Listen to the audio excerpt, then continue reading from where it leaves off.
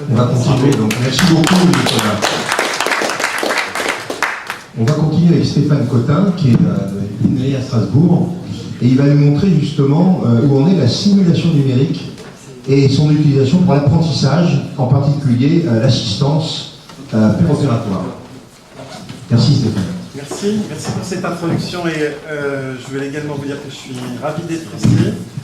J'ai essayé de vous parler d'un aspect un petit peu complémentaire de ce qui était présenté jusqu'à présent, qui touche la modélisation, la simulation, avec un ingrédient supplémentaire qui est le côté interactif temps réel, avec une application principale ciblée qui est l'apprentissage, mais aussi la réalité augmentée. Je vais en parler un petit peu à la fin de notre présentation. Et donc, dans mon équipe, on s'intéresse beaucoup à la simulation pour l'apprentissage en médecine, pour de nombreuses raisons que j'imagine vous connaissez très bien, qui sont que cet apprentissage en médecine est extrêmement important, qu'il devient de plus en plus difficile de se former sur des animaux, sur des cadavres, que dans de nombreux pays européens, aux États-Unis, ces environnements de formation sont de plus en plus limités et contraints. Et en même temps, dans le domaine de l'aviation, on a vu qu'il était possible de se former quasiment entièrement sur un simulateur à partir du moment où il est extrêmement réaliste.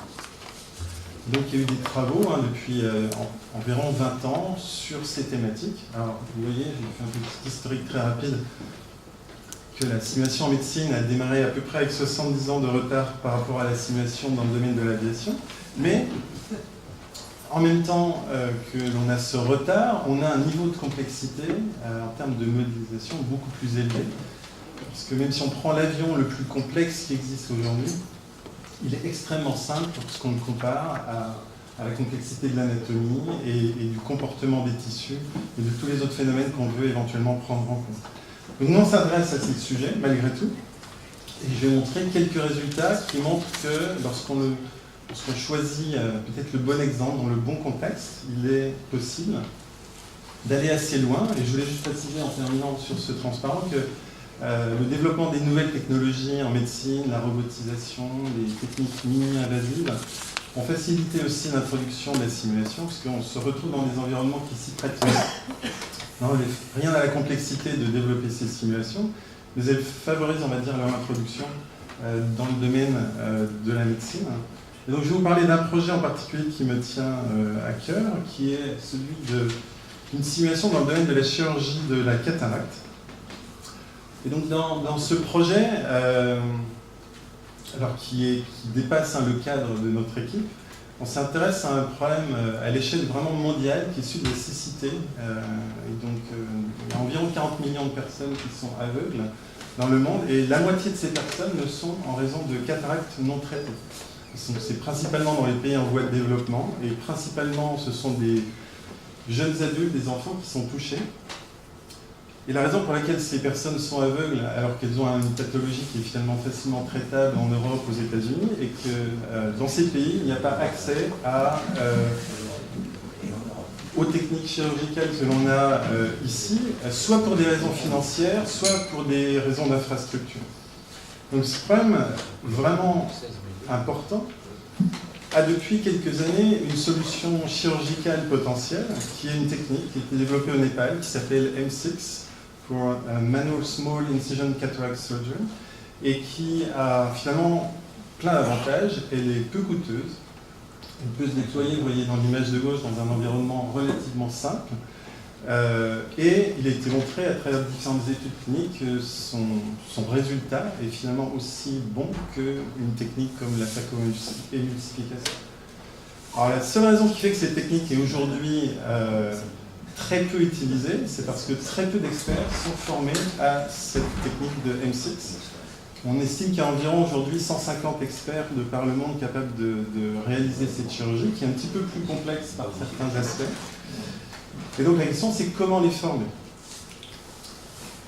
Et il se trouve qu'aux États-Unis, une fondation qui s'appelle Help Me See, vous voyez le logo ici, s'est lancée justement dans un projet extrêmement, on va dire, d'envergure, qui vise à justement supprimer cette cécité due à la cataracte non traitée, en formant justement massivement des chirurgiens, en créant des centres de formation dans les différents pays concernés, mais avec toujours la problématique de comment finalement former rapidement ces différents chirurgiens. Alors un petit calcul montre que si voilà, on utilise les modèles de formation habituels qu'on a évoqués il y a deux présentations auparavant, on voit que ça va prendre un temps énorme. Et donc cette fondation qui est à la base créée par une personne qui a, on va dire, travaillé dans le domaine de la simulation pour l'aviation, est persuadée qu'on peut y arriver à travers des techniques de simulation numérique, avec une approche différente qui est de former beaucoup plus en amont sur simulateur, avec toutes les techniques qu'on a évoquées précédemment, apprentissage de l'anatomie, puis simulation interactive sur un simulateur très réaliste, avant d'opérer bien sûr sur patient sous supervision, mais de façon à passer en fait à l'échelle. Donc cette fondation a cherché des entreprises capables de réaliser ce défi, parce qu'il faut une simulation extrêmement réaliste. N'en ayant pas trouvé, ils se sont tournés vers des équipes de recherche, sont rentrés en contact avec nous, et nous ont proposé en fait d'essayer de relever ce défi. Et donc on s'y est attelé il y a à peu près 5 ans, en commençant déjà à modéliser l'œil humain. On pensait quelque chose d'assez simple, en tout cas comparé à d'autres choses qu'on avait modélisées dans le passé. Et puis finalement on s'est rendu compte que c'était une anatomie extrêmement complexe, composée de différentes membranes. Je ne vais pas vous apprendre l'anatomie de l'œil, mais qui pour nous était une sorte de révélation, parce qu'on s'est rendu compte que c'était quelque chose qu'on n'avait jamais, nous et d'autres, modélisé. Beaucoup de structures, les unes glissant sur les autres, des fluides, la pression intraoculaire, énormément d'effets finalement qui vont impacter le comportement de l'œil et des interactions qu'on peut avoir lors d'une chirurgie avec l'œil humain. On a malgré tout bien avancé sur ce sujet, et y compris non seulement dans la modélisation de l'œil, mais dans les interactions qu'on peut avoir avec des injections de fluides, des incisions. Et donc ce que vous voyez là dans ces différentes vidéos, ce sont des simulations sur différents modèles d'œil statistiquement représentatifs, complètement en temps réel. Et donc ce travail est fait en lien avec un expert qui est basé aux États-Unis, qui est vraiment un des experts de ces techniques chirurgicales, qui vérifie que chaque fois qu'on fait un pas en avant, tout est correct. Et donc on a des simulations aujourd'hui qui sont temps réel, avec lesquels on peut avoir un retour d'effort lorsqu'on manipule les instruments, et qui sont, on va dire, relativement réalistes par rapport à ce qu'on attend. Et donc, ce projet de recherche a avancé pendant quelques années, avant de devenir suffisamment évolué pour ne plus être un projet de recherche, puisqu'il fallait développer un simulateur complet. Ça dépassait le cadre de ce qu'on est capable de faire dans une équipe de recherche. Donc il y a eu un partenariat avec différentes entreprises. On a également créé une start-up dans le process pour aboutir à ce que vous voyez dans l'image de gauche, qui est un simulateur complet capable de reproduire les étapes principales de cette chirurgie. Et je vais vous montrer une petite vidéo là, qui résume un petit peu... The Help Me See is an ambitious attempt to take this approach and train thousands and thousands of specialists to go around and be able to perform these surgeries. In fact, the goal is to get to 30,000 people who've had this training. And so it has a chance of being decisive in exactly the leverage point that's most difficult, getting those trained practitioners who know how to do this work. I think it's another lesson that we can all benefit from Al, which is his optimism. His optimism that if you pull these pieces together, use the right approaches, you can do things dramatic, like making millions of blind people see.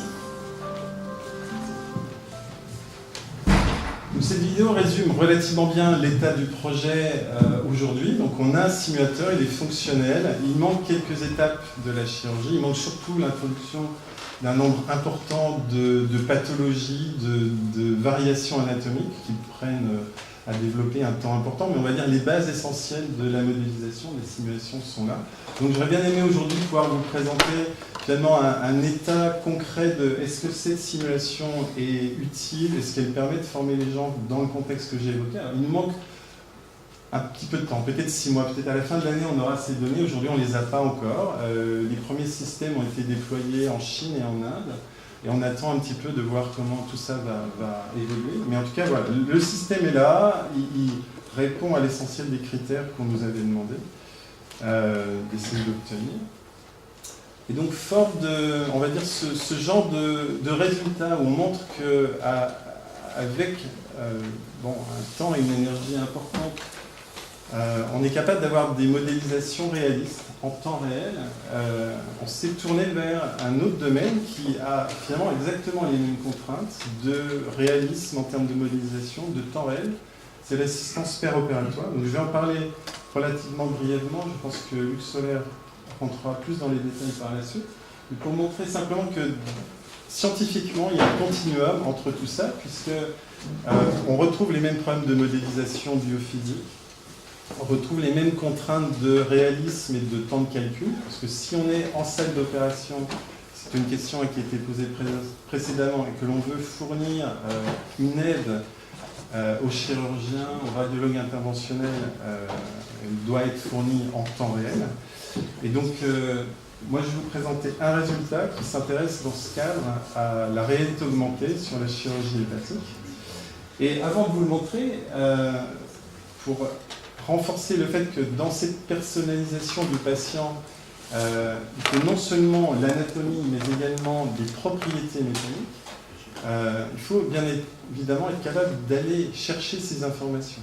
Donc lorsqu'on est dans des simulations comme celle de l'œil, on va plutôt chercher à créer des modèles moyens, pas un modèle unique, mais des modèles moyens représentatifs de certaines catégories, de certaines pathologies. Lorsqu'on est sur la chirurgie, l'assistance pair-opératoire, on va être capable de mesurer les propriétés mécaniques de l'organe. Donc là, c'est un résultat tout récent là, qui va être présenté dans une conférence dans quelques mois. On a, à partir simplement d'une observation avec la caméra laparoscopique et un mouvement du lobe du foie, on a estimé les propriétés mécaniques de cet organe, y compris les connexions de l'organe à son environnement. Et cette modélisation, en plus de la géométrie, de l'anatomie, nous permet d'avoir une modélisation plus précise, plus personnalisée de l'organe. Donc lorsqu'on met un petit peu tout ce que je vous ai présenté ensemble, on arrive, alors ce n'est que le début, je pense que c'est important d'insister là-dessus, à des simulations qui vont s'adapter aux patients, à partir, donc, dans un premier temps, de données classiques, préopératoires, dans lesquelles on va reconstruire la géométrie et l'anatomie du patient. Ensuite, ces données qui sont uniquement géométriques, on va les transformer en un modèle biomécanique qui va avoir la capacité de se déformer. D'une certaine façon, on va lui donner vie. Et ce modèle va être capable de répondre à différents types de sollicitations. Donc voilà, donc là c'est l'étape. Donc cette personnalisation, elle est quasi automatique. Jusqu'à la limite qui est celle que j'ai évoquée dans le transparent précédent, d'identifier les constantes, les paramètres de raideur, d'élasticité de l'organe, mais je pense qu'on y arrivera dans quelques années. Donc on définit un ensemble de points remarquables sur cet organe, et ensuite ils vont nous servir à repositionner, recaler cet organe sur la vue que l'on a de l'anatomie au moment de l'intervention, qui est prise à partir d'une caméra laparoscopique stéréo. Et donc une fois que ce recalage est effectué, ce que vous allez voir dans quelques secondes, vous voyez, on a des images qui ne sont pas très belles, mais qui sont suffisantes pour extraire un petit peu d'informations et être capable de faire ce repositionnement de l'organe préopératoire sur l'anatomie intra-op, sachant que dans le cas de la chirurgie laparoscopique, puisqu'on a les pneumopoétoines, il y a de fortes déformations qui se passent entre eux. Une fois que l'on a recalé donc cet organe, on va être capable, puisqu'on fait des simulations en temps réel, de manipuler le vrai organe, d'extraire de l'information dans l'image pour piloter le modèle physique en réel.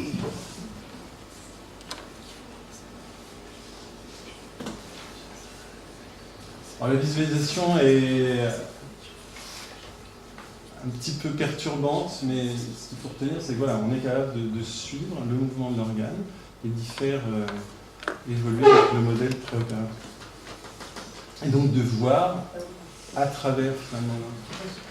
Donc pour conclure d'une certaine façon, ce que je voudrais surtout dire, c'est que c'est effectivement un domaine en plein essor. Vous voyez des vidéos ici de travaux qu'on effectue dans l'équipe qui touchent plein d'applications différentes, et on voit que la combinaison d'anatomie, de modélisation physique, et pas seulement mécanique, mais on peut aussi modéliser d'autres phénomènes que ceux que Nicolas Yache a présentés, qui sont par exemple des effets thermiques, combinés à éventuellement de la robotique, ouvre des portes vraiment très grandes en termes de ces nouvelles technologies.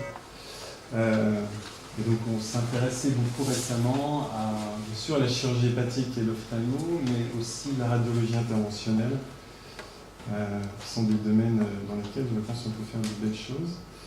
Et voilà, je vais vous passer ce transparent très rapidement, surtout pour dire que c'est un domaine dans lequel la simulation devient un lien aujourd'hui, en tout cas c'est comme ça que je vois les choses, entre l'image qui est présente non seulement maintenant avant l'opération, mais pendant l'opération, et le médecin et l'anatomie, et qui permet finalement de faire énormément de choses et de faire des choses dans le futur assez ambitieuses. Merci. Merci beaucoup Philippe. Une première question au fond. Et oui. Fanny Gouzet. J'ai cru remarquer sur une de vos diapositives, en particulier pour la cataracte, le mot haptique sur votre diapositive. Et je voudrais savoir comment vous réalisez le côté haptique qui est essentiel pour un chirurgien, évidemment, dans votre simulation. Alors il y a deux composantes pour cela. Il y a une interface avec un système robotisé. Et c'est ce que vous avez vu dans la vidéo et dans l'image de gauche. Alors, bon, oui, j'ai repéré le mot haptique. Voilà, et donc il y a c'est la sensation. Effectivement, donc il y a besoin d'un matériel qui est capable de restituer ses forces. Et dans le cas en particulier de la microchirurgie, il faut que ce soit du matériel qui ait la capacité à reproduire des forces très fines, à compenser le poids du matériel et avoir vraiment la sensation de manipuler des instruments réels. Et ensuite, il y a une composante informatique, calculatoire, qui va, à partir des interactions entre l'instrument virtuel et l'organe virtuel, calculer ses forces. Ça fait partie des choses sur lesquelles on a beaucoup travaillé dans la simulation de la cataracte, parce que le chirurgien avec lequel on collabore voulait que voilà, les forces ressenties dans cette simulation soient très très proches de celles ressenties dans la réalité, pas créer de biais. Donc, voilà. Donc il y a ces deux aspects-là, et c'est un élément extrêmement important qui, en plus, pousse dans ces retranchements le concept de calcul temps réel. Parce que quand on veut visualiser simplement les choses en temps réel, ça nécessite une certaine fréquence de calcul. Si on veut faire de la physique, on est encore plus lent, plus vite. Mais on y arrive. Et comment elles vont se revenir au chirurgien? Eh bien, on a donc ce système là que l'on voyait dans l'image de gauche, qui est un système mécanique dans lequel on a des instruments réels connectés à leur extrémité, non plus au patient, mais à un système qui est finalement une sorte de robot. Et le robot a la capacité à renvoyer des forces à l'utilisateur en fonction des calculs que nous on effectue. Et donc on est rapidement immergé, puisqu'en plus dans cette chirurgie, on observe l'anatomie à travers un binoculaire, et donc on perd assez rapidement cette sensation d'être devant un jeu vidéo, parce qu'on est vraiment immergé dans la simulation. Parce que là, ça sera un progrès formidable.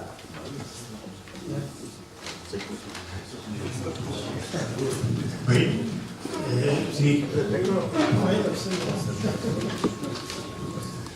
Comment connaissez-vous la déformabilité d'un organe? Vous avez montré un foie, vous plaquez une résille dessus, et on mime sa déformabilité. Mais ce foie, c'est le foie du patient, c'est un foie particulier qui est normal, pas normal, qui est inhomogène, qui peut contenir une tumeur. Comment connaissez-vous sa déformabilité réelle? Alors c'est ce que j'ai essayé d'illustrer dans une des vidéos. Alors on ne la connaît pas a priori à travers les techniques d'imagerie classiques. Alors il y a deux façons d'y parvenir. Soit à partir de nouvelles techniques d'imagerie comme l'élastographie, qui ont la capacité à non plus mesurer la densité des tissus ou d'autres propriétés, mais leur élasticité. Donc ça, c'est, je pense, quelque chose qui va se développer, qui va être utilisable de façon presque routinière. C'est utilisé également pour le diagnostic. Alors l'inconvénient sur le foie, c'est que c'est un gros organe et qu'on n'a pas toujours une information, une cartographie complète de l'organe aujourd'hui avec les techniques d'élastographie. C'est, je dirais, la meilleure façon d'y parvenir. Donc ça se fait sous IRM. En fait, on va exciter les tissus à travers des petites déformations. On va mesurer la réponse de tissu et ça va nous donner en fait cette information d'élasticité. Ça reste relativement global, ça reste, ce n'est pas focal. Ah, ça reste relativement global. À l'échelle en tout cas de l'imagerie et de la capacité qu'on a à envoyer des déformations effectivement localisées, mais je pense que ça va se développer. Donc aujourd'hui, on a une information qui reste effectivement assez globale. Ensuite, dans la modélisation, nous on prend compte les vaisseaux, le parenchyme, la capsule de façon différente. Donc on a déjà aussi cette différenciation-là. Ensuite, une autre façon de le faire, c'est avec des techniques qui utilisent l'image au moment de l'intervention et qui, en fait, vont comparer notre simulation à la réalité. En fait, lorsqu'on rentre dans le domaine de la réalité augmentée, si le modèle est faux, il ne va pas se déplacer comme ce que vous verrez dans l'image. Donc, l'idée, là, ce qu'on est en train de développer, c'est qu'on exploite cette information pour dire, bon, bah, s'il y a un écart entre notre modèle et la réalité, c'est que le modèle est faux. On ne va pas remettre en question la réalité. Donc, on va améliorer le modèle, mais en ligne, vraiment au moment de la chirurgie. Et donc ça, c'est des techniques qui commencent à se mettre en place et qui ont aussi cette capacité-là. Et on peut certainement combiner les deux. L'idée est que finalement, comme on opère sous contrôle image, autant exploiter cette information le plus possible. Merci. Un petit commentaire et justement une petite précision s'il vous plaît, puisque on parle d'élasticité, mais effectivement, ça je pense que ça doit être la plus grosse partie, la plus grosse difficulté dans l'étude tissulaire de visco-élasticité, puisque cette partie phasique-là est celle qui est la plus difficile, la plus approximative jusqu'à présent. Donc la difficulté du père opératoire est là. Deuxièmement, la remarque qui revient aussi avec ce qui avait été évoqué précédemment, je suis entièrement d'accord sur le continuum depuis la simulation et l'apprentissage, le père opératoire, aussi sur le fait que finalement nous soyons obligés de faire des bases de données pour pouvoir les analyser, faire du data science après. Et finalement, une fois qu'on a mis ça tout bout à bout, l'assistance père opératoire va au-delà de l'imagerie, mais surtout d'autant plus vers la robotique avec le deep learning qui est possible, c'est-à-dire l'intelligence artificielle qu'on pourra exploiter dans un dernier temps. Et je pense que c'est vraiment le schéma que tous suivent et vous avez évoqué qui est particulièrement pertinent et merci beaucoup de le mettre en avant. Et quand on voit la qualité de ce que l'on fait pour la cataracte, on a envie de dire des fabricants un propos spécialisés dans la chirurgie de la cataracte, qui apprendra plus vite que les chirurgiens répartis. Écoutez, alors, moi qui vis plutôt dans le monde de la science, des fois je me dis, j'essaie d'aller trop loin, et on était à un congrès il y a 2 semaines, le congrès de la Société française d'ophtalmologie, où voilà, on avait une démonstration de notre simulateur, et un jeune chirurgien est venu me voir en me disant, je fais un robot qui va opérer tout ça. Et finalement, peut-être que... On posera la question à Alain José Sahel qui organise une séance ici sur les nouveautés dans la chirurgie ophtalmologique dans encore 2-3 semaines. Donc on verra où l'on est avec ça. J'ai le souvenir d'avoir guidé à Strasbourg un robot qui avait biopsié une prostate. Pour moi, j'étais ravi. Mais néanmoins, un peu loin pour le diagnostic de la souplesse ou non des tissus, de la facilité de dissection. Est-ce que l'échographie, justement, un peu couplée, facilement couplée aux techniques que vous engagez pour la simulation?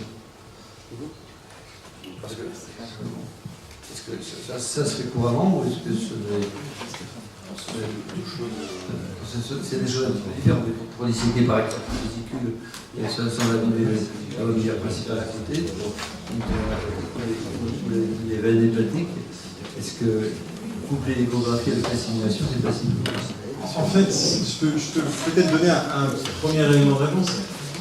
Finalement, toutes ces techniques qu'on appelle de réalité augmentée, et finalement aussi de modélisation, elles ont un objectif, c'est justement de compenser ce que nous offre pas une certaine technique d'imagerie par de la modélisation. Quand on est en chirurgie hépatique, on a une caméra qui voit la surface des organes et qui veut voir ce qu'il y a à l'intérieur, on va utiliser un modèle qui va nous montrer ce qu'il y a à l'intérieur.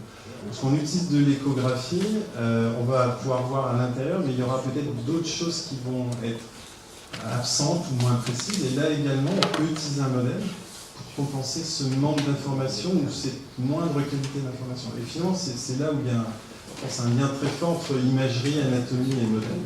Parce qu'on essaie vraiment de prendre le meilleur de chaque. Oui, déjà. Une dernière. Si vous voulez, ma frustration, elle va à la chose suivante, c'est que finalement, tous les modèles que je vois depuis des années sur ce chose-là, c'est des, j'allais dire des organes, alors je ne vais pas dire ça pour le foie parce qu'il n'est pas fixe, mais enfin c'est des organes précis. Et pour le moment, si vous voulez, on n'a pas de reconnaissance visuelle, alors on rentre dans un ventre, de trouver ce qu'est le côlon droit, ce qu'est l'épiplomb et comment je vais faire un décollement collo-épiploïque. Je suis désolé, vous n'êtes pas médecin, mais je veux dire, pour nous, chirurgiens, certes, on va sur un cataracte, je ne vais pas vous dire que c'est simple, parce que c'est très complexe, et j'allais tourner vers François Richard sur la dissection des testicules, qui ressemblerait peut-être le plus à l'œil. Mais si on va dans un ventre et qu'on rentre dans le ventre, si vous voulez, il y a une analyse géométrique et visuelle extrêmement complexe, puisque c'est ça qui fait d'ailleurs la différence du chirurgien par rapport au robot, parce que même s'il utilise un robot, son premier temps, c'est l'analyse de l'endroit où il est et où il va et les plans de dissection. Et donc là, il y a un vrai problème. Pour le moment, j'ai pas beaucoup de gens qui m'ont présenté des simulations sur une opération beaucoup plus fréquente, qui est la collectomie droite, la collectomie gauche, etc. etc. Où on en est? Je m'excuse de poser cette question un peu provocatrice, mais peut-être que vous allez y répondre après. Mais c'est parce qu'on nous donne toujours un organe plein, entre guillemets.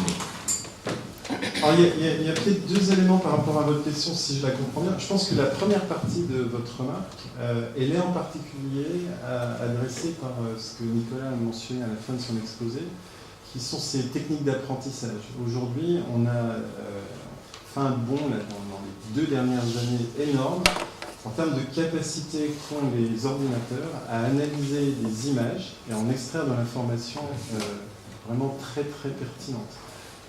Vraiment au point où toutes les anciennes méthodes ont été vraiment mises au placard. Et je pense que Luc en parlera peut-être un petit peu. Donc c'est des techniques d'apprentissage où à partir effectivement de beaucoup d'informations à noter, on va être capable ensuite d'interpréter une nouvelle information. Ensuite, peut-être la deuxième partie de la question, j'ai moins bien compris, c'était peut-être sur les organes creux, c'est ça? Si vous voulez, non, c'est que cette chirurgie sur des organes qui sont extrêmement différents, et c'est le chirurgien, il a son analyse visuelle qui est la première. Une colique supérieure gauche, elle n'est pas toujours, je m'excuse d'être très technique, mais elle n'est pas toujours au même endroit, il y a des tas de variations anatomiques. Alors je ne vais pas dire qu'il n'y en a pas dans le foie, parce que dans le foie il y en a énormément aussi sur les voies biliaires et les décisions qu'on prend, mais ça semble, pour moi ça semble plus difficile dans des organes qui sont extrêmement mobiles à l'intérieur du corps, et donc c'est pas tout à fait la même chose.